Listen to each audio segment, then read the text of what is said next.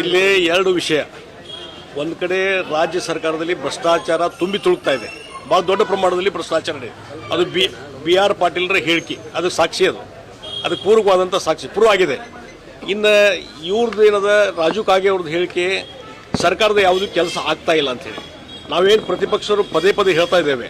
ಸರ್ಕಾರ ದಿವಾಳಿ ಆಗಿದೆ, ಆರ್ಥಿಕ ಸ್ಥಿತಿ ಭಾಳ ಚಿಂತಾಜನಕಿದೆ, ಅಭಿವೃದ್ಧಿ ಕೆಲಸ ಕಾರ್ಯಗಳು ಯಾವುದೂ ನಡೀತಾ ಇಲ್ಲ. ಹಿಂದೆ ಭಾರತೀಯ ಜನತಾ ಪಾರ್ಟಿ ಸರ್ಕಾರ ಇದ್ದಾಗ ಏನು ಮಂಜೂರಾಗಿದ್ದಾವಲ್ಲ ಅದೇ ಕೆಲಸ ಇವತ್ತು ನಡೆದಾವೆ.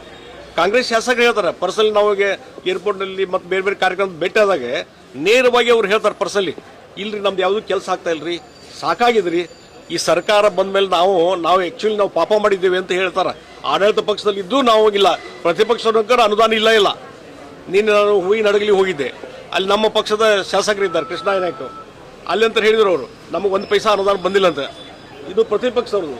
ಇನ್ನು ಅಲ್ಲೇನು ಮೂಗಿಗೆ ತುಪ್ಪ ಒರೆಸುವಂಥ ಕೆಲಸ ಸಿದ್ದರಾಮಯ್ಯ ಮಾಡ್ತಾರೆ. ಈಗ ಹೇಳಿದ್ರಲ್ಲ 15 ಕೋಟಿನ 30 ಕೋಟಿ ಕೊಟ್ಟಂಗೆ ಮಾಡೋದು, ಟೆಂಡರ್ ಆಗೋಂಗಿಲ್ಲ, ಅದಕ್ಕೆ ಅನುದಾನ ಸ್ಯಾಂಕ್ಷನ್ ಇಲ್ಲ ಅಂದರೆ ಸುಮ್ಮನೆ ವರ್ಕ್ ಆರ್ಡರ್ ಕೊಡೋಂಗಿಲ್ಲ, ಅಂದರೆ ಸುಮ್ಮನೆ ಮೂಗಿಗೆ ತುಪ್ಪ ಹಚ್ಚೋ ಕೆಲಸ ಇವತ್ತು ಮಾಡ್ತಾ ಇದ್ದಾರೆ. ಹೀಗಾಗಿ ರಾಜೀವ್ ಕಾಗೆ ಅವರು ಹೇಳಿದ ಇದರಲ್ಲಿ ಭಾಳಷ್ಟು ಸತ್ಯಾಂಶ ಇದೆ. ಅದಕ್ಕಾಗಿ ಸರ್ಕಾರ ದಿವಾಳಿ ಆಗಿದೆ, ಆರ್ಥಿಕ ಪರಿಸ್ಥಿತಿ ಭಾಳ ದುಸ್ಥಿತಿಗೆ ಕೊಲ್ಯಾಪ್ಸ್ ಆಗುವಂಥ ಪರಿಸ್ಥಿತಿಗೆ ಬಂದದೆ. ಈ ಗ್ಯಾರಂಟಿ ಯೋಜನೆ 50,000 ಕೋಟಿ ಗ್ಯಾರಂಟಿ ಯೋಜನೆ ಖರ್ಚು ಮಾಡ್ತಾ ಇದ್ದಾರೆ. ಮತ್ತು ಎಲ್ಲಿ ಬರ್ತದೆ? ನಾವು ಹೇಳಿದ್ವಿ UPK ಇದು ನಮ್ಮ ಅಪರ್ ಕೃಷ್ಣ ಪ್ರಾಜೆಕ್ಟಿಗೆ 50,000 ಕೋಟಿ ಬೇಕಾಗ್ತದೆ ತಕ್ಷಣವೇ. ಈಗ 1 ಲಕ್ಷ ಕೋಟಿ ಮೇಲೆ ಬಂದದ, ಲ್ಯಾಂಡ್ ಎಕ್ವಿಷನ್ ಎಲ್ಲ ಹಿಡಿದ್ರೆ 1 ಲಕ್ಷ ಕೋಟಿ ಮೇಲೆ 50,000 ಕೋಟಿ ನೀವು ಅಲ್ಲಿ ಖರ್ಚು ಮಾಡ್ತಾರಲ್ಲ, ಇದು ಅಪರ್ ಕೃಷ್ಣ ಪ್ರಾಜೆಕ್ಟ್ ಖರ್ಚು ಮಾಡಿದರೆ ನಮ್ಮ ಬಿ ಸ್ಕೀಮು 3 ಏನು ಇದೆ ಅದರ ಮುಂದಿನ ಯೋಜನೆಗಳನ್ನು ಮಾಡಿ ನೀರಾವರಿ ಯೋಜನೆ ತೊಗೊಬೋದು, ನಾವು ಕಾಯಮಾಗಿ ರೈತರಿಗೆ ಅನುಕೂಲ ಮಾಡ್ಬೋದು. ಅದನ್ನು ಮಾಡ್ಲಿಕ್ಕೆ ತಯಾರಿಲ್ಲ. ಅಂದರೆ ಇವತ್ತು ಸರ್ಕಾರ ದಿವಾಳಾಗಿದೆ. ಇವತ್ತು ರಾಜೀವ್ ಕಾಗೆ ಅವರ ಹೇಳಿಕೆ ಅಥವಾ ನಮ್ಮ ಇವ್ರದ್ದು BR ಪಾಟೀಲ್ ಅವ್ರ ಹೇಳಿಕೆ ಮತ್ತು ಹಿಂದೆ ಕೃಷ್ಣ ಬೈರೇಗೌಡರು ಬೆಂಗಳೂರಿನಲ್ಲಿ ಮೊನ್ನೆ ಒಂದು ತಹಶೀಲ್ದಾರ್ ಕಚೇರಿಗೆ ಹೋಗಿದ್ದಾರೆ. ತಹಶೀಲ್ದಾರ್ ಕಚೇರಿಗೆ ಹೋಗಿ ಅಲ್ಲಿ ಪಬ್ಲಿಕ್ ಅವ್ರು ಬೆನ್ನು ಹತ್ತಿದ್ದಾರೆ, ಅರ್ಜಿ ಹಿಡಿದಿದ್ದಾರೆ. ನೋಡಿ ನಾವು ಅರ್ಜಿ ಕೊಟ್ಟು 1 ತಿಂಗಳಾಯಿತು, 2 ತಿಂಗಳಾಯಿತು, ನಮ್ದು ಯಾವುದೂ ಕೆಲಸ ಆಗ್ತಾ ಇಲ್ಲ.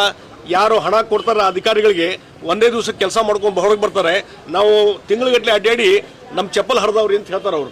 ಆವಾಗ ಕೃಷ್ಣ ಬೈರೇಗೌಡರು ಸಿಟ್ಟಿಗೆದ್ದು ಅಲ್ಲಿಯ ತಹಶೀಲ್ದಾರ್ ಅಧಿಕಾರಿಗಳು ಏನು ಹೇಳ್ತಾರಂದ್ರೆ, ನಿಮ್ದೆಲ್ಲ ಗುರುತಾದ ಹಣೆ ಬರ ಭ್ರಷ್ಟಾಚಾರ ತುಂಬಿ ತುಳುಕ್ತಾ ಇದೆ, ಅದಕ್ಕಾಗಿ ಸುಮ್ಮನೆ ಅವ್ರಿಗೆ ತ್ರಾಸು ಕೊಡೋದು ಬದಲಿ ಒಂದು ತಹಶೀಲ್ದಾರ್ ಕಚೇರಿ ಮುಂದೆ ಒಂದು ಬೋರ್ಡ್ ಹಾಕಿಬಿಡ್ರಿ, ಇಂಥ ಕೆಲಸಕ್ಕೆ ಇಂಥ ಕೆಲಸಕ್ಕೆ ಇದ್ದದು. ಇವತ್ತು ಏನಾದ್ರು ರೆಕಾರ್ಡ್ ಆಫ್ ರೈಟ್ಸ್ ನಲ್ಲಿ ಚೇಂಜ್ ಮಾಡೋದಾದ್ರೆ, ಹೊಸದಾಗಿ ಎಂಟ್ರಿ ಮಾಡೋದಾದ್ರೆ, ಮರಣ ಉತ್ತಾರಬೇಕಾದ್ರೆ ಈ ಎಲ್ಲ ಕಡೆ ಇದೆ, ಒಂದು ಬೋರ್ಡ್ ಹಾಕಿಬಿಡ್ರಿ ಅಂತಂದ್ರೆ. ಅಂದ್ರೆ ಇವತ್ತು ಮಂತ್ರಿಗಳು ಹೇಳ್ತಾ ಇದ್ದಾರೆ ಕರಪ್ಷನ್ ಜಾಸ್ತಿ ಆಗಿದೆ ಅಂತ ಹೇಳಿ. ಈ ರೀತಿಯಾದಂಥ ಪರಿಸ್ಥಿತಿ ಯಾವಾಗೂ ನೋಡಿದ್ದಿಲ್ಲ. ಅಲ್ಲ, ಇದು ಒಂದು ಅದಕ್ಕಾಗಿ ನಾನು ಹೇಳ್ತೀನಿ, ಸಿದ್ದರಾಮಯ್ಯನವರು ಈ ಹಿನ್ನೆಲೆಯಲ್ಲಿ ಅವ್ರ ಹಿಂದೆ 40% ಕಮಿಷನ್ BJP ಸರ್ಕಾರ ಅಲಿಗೇಷನ್ ಮಾಡಿದ್ರು, ಪ್ರೂವ್ ಮಾಡಲಿಲ್ಲ. ಆದ್ರೆ ಇವತ್ತು ಕಾಂಗ್ರೆಸ್ಸಿನ ಶಾಸಕರ ಹೇಳಿಕೆ ಇವತ್ತು ಪ್ರೂವ್ ಆಗಿದೆ. ಅದಕ್ಕಾಗಿ ನೈತಿಕ ಹೊಣೆ ಹೊತ್ತು ಸಿದ್ದರಾಮಯ್ಯನವರು ಮತ್ತು DK ಶಿವಕುಮಾರ್ ತಕ್ಷಣವೇ ತಮ್ಮ ಪದಸ್ಥಾನಕ್ಕೆ ರಾಜೀನಾಮೆ ಕೊಡಬೇಕನ್ನುವಂಥ ಒತ್ತಾಯವನ್ನು ನಾನು ಮಾಡ್ತೀನಿ. ನೋಡ್ರಿ, ಇವತ್ತಿಲ್ಲ ನಾಳೆ ರಾಜಕೀಯ ಧ್ರುವೀಕರಣ. ನಾವು ವೈಯಕ್ತಿಕವಾಗಿ ರಾಜು ಕಾಗೆ ಅವರಾಗಲಿ ಮತ್ತೊಂದಾಗಲಿ ಭಾಳಷ್ಟು ಜನ ಶಾಸಕರು ಹಿಡಿದಿದ್ದಾರೆ ಕಾಂಗ್ರೆಸ್ನಲ್ಲಿ, ಸಾಕು ಬಾಯ್ದು ಅಂತ ಹೇಳಿ. ಮೋದಿಯವರ ನಾಯಕತ್ವವನ್ನು ಲೈಕ್ ಮಾಡುವಂಥವ್ರು ಭಾಳ ಜನ ಇದ್ದಾರೆ ಕಾಂಗ್ರೆಸ್ನಲ್ಲಿ. ಹೀಗಾಗಿ ರಾಜಕೀಯ ಧ್ರುವೀಕರಣ ಯಾವ ಟೈಮ್ನಲ್ಲಿ ಆಗ್ಬೋದು. ಈಗ ಹಿಂದೆ ಆಗ್ತಿದ್ರು ಆಪರೇಷನ್ ಕಮಲ ಮಾಡ್ತೀರಿ ಅಂತ ಕೇಳ್ತಾರೆ ಭಾಳ ಜನ MLAಗಳು ಬರಾಕತ್ಕೊಳ್ಳಿ. ನಾವೇನು ಆಪರೇಷನ್ ಕಮಲ ಮಾಡೋದು ಬೇಕಾಗಿಲ್ಲ, ಏನಿಲ್ಲ. ಅಲ್ಲೇನು ಇನ್ ಫೈಟಿಂಗ್ ನಡೆದಿದೆ, ಅಲ್ಲೇನು ಬೇಜಾರ್ನಲ್ಲಿದ್ದ ಶಾಸಕರು ಯಾವ ಸಂದರ್ಭದಲ್ಲಿ ಸ್ಫೋಟ ಆಗ್ತದೆ ಗುರುತಿಲ್ಲ. ಅದಕ್ಕೆ ಆಪರೇಷನ್ ಕಮಲ ಮತ್ತೊಂದು ಹೆಸರು ಇಡೋದು ಬೇಡ. ಸರ್ಕಾರ ಯಾವುದೇ ಟೈಮ್ನಲ್ಲಿ ಕೊಲ್ಯಾಪ್ಸ್ ಆಗ್ಬೋದು ಅಂತ ನಾ ಹೇಳ್ತೀನಿ. ಅಲ್ರಿ, ಅಲ್ಲಿ ಬದಲಾವಣೆ ಅಲ್ಲ, ಸರ್ಕಾರ ಉಳಿತಿಲ್ಲ ಅನ್ನೋ ಪ್ರಶ್ನೆ ಬಂದದ. ಈಗ ನೋಡಿ, ಪ್ರತಿ ಹಂತದಲ್ಲಿ ಹೋರಾಟ, ಬೀದಿಗಿಳಿದು ಹೋರಾಟ ಮಾಡಿದ್ದೇವೆ, ಪ್ರತಿಭಟನೆ ಮಾಡಿದ್ವಿ. ನೋಡಿ, ಇದು ಪ್ರತಿ ಹಂತದಲ್ಲಿ ಇಲ್ಲ. ನಾ ಹೇಳಲ್ಲ, ಈಗ ಅದು ಸೆಳೆಯುವಂತ ಪ್ರಯತ್ನ ಮಾಡಿದ್ರೆ ಆಪರೇಷನ್ ಕಮಲ್ ಅಂತಾರೆ. ಅದಕ್ಕೆ ನಮ್ದೇನಿಲ್ಲ ಪ್ರಯತ್ನ, ಅವರೇ ಹೊರಗೆ ಬರ್ತಾರೆ ಎಲ್ಲರೂ ಕೂಡಿ.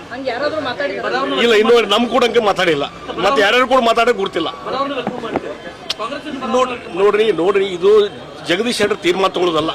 Party has to take the decision. ಅಂತ ಪ್ರಸಂಗ ಬಂದ ಪಾರ್ಟಿ ನಿರ್ಧಾರ ತಗೊಳ್ತಾರೆ.